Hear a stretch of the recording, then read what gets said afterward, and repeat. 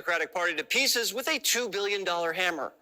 Now the kingmakers are tearing each other apart, trying to seize control and rebuild the party from the bottom up. But what's the Democratic Party without any money? Kamala burned through $100 million a week during her little campaign. Now Democrats are in debt. She didn't win a single swing state and was the first Democrat to lose the popular vote in 20 years. So what'd Kamala do with her billions?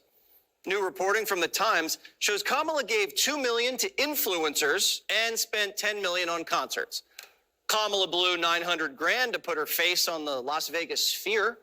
And originally it was reported she paid Oprah $1 million for an interview. It's actually $2.5 million. They built a venue for a rally in Pittsburgh, but then had to tear it down because the Secret Service told them it wasn't secure. If only they'd done that in Butler. More than $500,000 went to Al Sharpton and Roland Martin, both people who just so happened to give softball interviews to Kamala. I'm not sure it's connected at all. And she spent thousands on Uber Eats and ice cream. I guess Joe's holdovers liked ice cream just as much as the big guy. While Kamala was eating dessert and making her friends richer, her staffers were getting stiffed. Kamala stopped paying some of her top staffers over the weekend, and now the DNC's firing hundreds of employees. The staffers are furious. One told Axios, quote, "If they want to be the party of the working people, they should have more respect for their workers. There's an inauthenticity in how they talk about workers, and clearly voters feel the same thing." The heads are rolling and the Democrat grunts are revolting. To us, it's obvious why Kamala lost. But some people are still scratching their heads. Fox News, y'all. Kamala Harris interviewers receive large campaign donations to their groups ahead of sit-down, y'all. So here, listen, we're going to pull out the facts right here.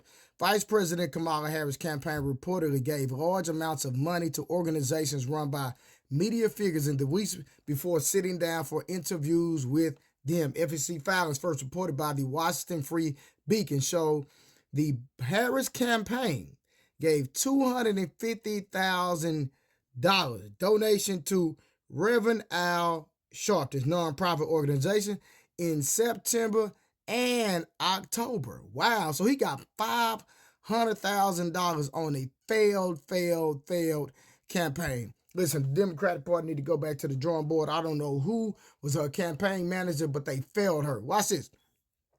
Harris sat down for a friendly interview with the MSNBC host on October the 20th, in which he asked her what she wanted her legacy to be 50 years from now. Well, we know what it is. She was not the president.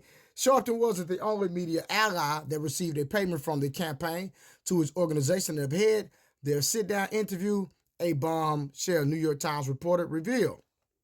Bill Maher tried to explain, okay, boom, now. The campaign also gave $350,000 payment to New Vision Media on September the 9th, according to FEC filings, first reported by The Times. New Vision Media is a media company run by journalist Roland Martin. Martin spent roughly 30 minutes interviewing Harris on his streaming program in October. Y'all, look at this, y'all. This is a shame. So, y'all, listen. The support that Kamala Harris got was fake. That's the whole point. People were paid to do this. They didn't do this from the kindness of their heart. They were not genuine in their efforts when it came to supporting Kamala Harris, y'all. I'm sorry. They got paid to do it. Roland Martin attacks everybody, goes to bat for her. Reverend Al Sharpton goes to bat for her. But at a price, y'all. When somebody really truly believes in you, you don't have to pay them. You don't have to pay them. It's just like Donald Trump. Y'all think about this. Donald Trump is a billionaire.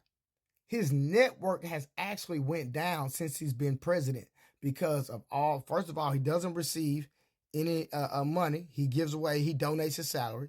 Not only that, he literally had to pay for all these different lawyers because they've been coming from him left and right.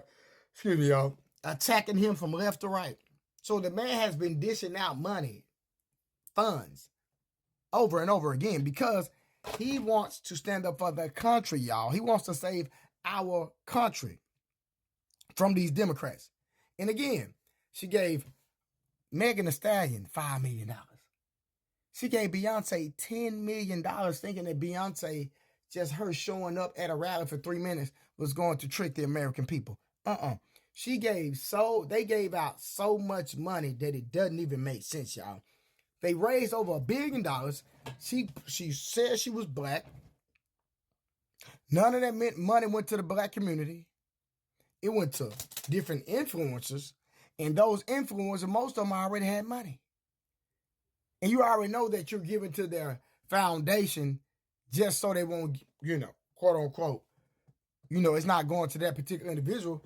They want to hide the money from filing it on their taxes. Yeah. Yeah, it's a whole game, y'all. The reason Kamala Harris lost, that her support from the people that supported her were not grassroots individuals. And it wasn't genuine, y'all. It was fake the whole time. Y'all listen to this. You took out a full-page ad in major U.S. newspapers last year criticizing U.S. foreign policy. What would you do differently, Donald? I'd make our allies, forgetting about the enemies you can't talk to so easily, I'd make our allies pay their fair share. We're a debtor nation. Something's going to happen over the next number of years with this country, because you can't keep going on losing $200 billion, and yet we let Japan come in and dump everything right into our markets and everything. It's not free trade. If you ever go to Japan right now and try to sell something, forget about it, Oprah. Just forget about it. It's almost impossible. They don't have laws against it. They just make it impossible. They come over here, they sell their cars, their VCRs, they knock the hell out of our companies. And, hey, I have tremendous respect for the Japanese people. I mean, you can respect somebody that's beating the hell out of you, but they are beating the hell out of this country. Kuwait, they live like kings. The poorest person in Kuwait, they live like kings. And yet they're not paying. We make it possible for them to sell their oil. Why aren't they paying us 25% of what they're making? It's a joke. This sounds like political presidential talk to me, and I know people have talked to you about whether or not you want to run. Would you ever? Probably not.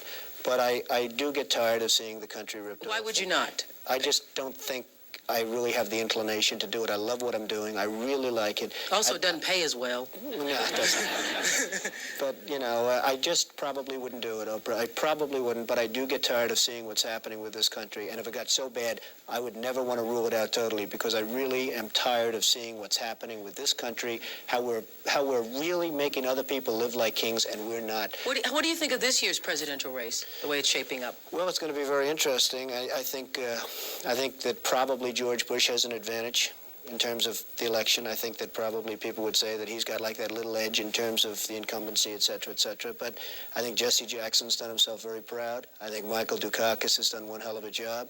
And George Bush has done a hell of a job. They all went in there sort of as semi-underdogs, including George Bush, and they've all come out. I think people that are around all three of those candidates can be very proud of the jobs they've done. You've said, though, that if you did run for president, you believe you'd win.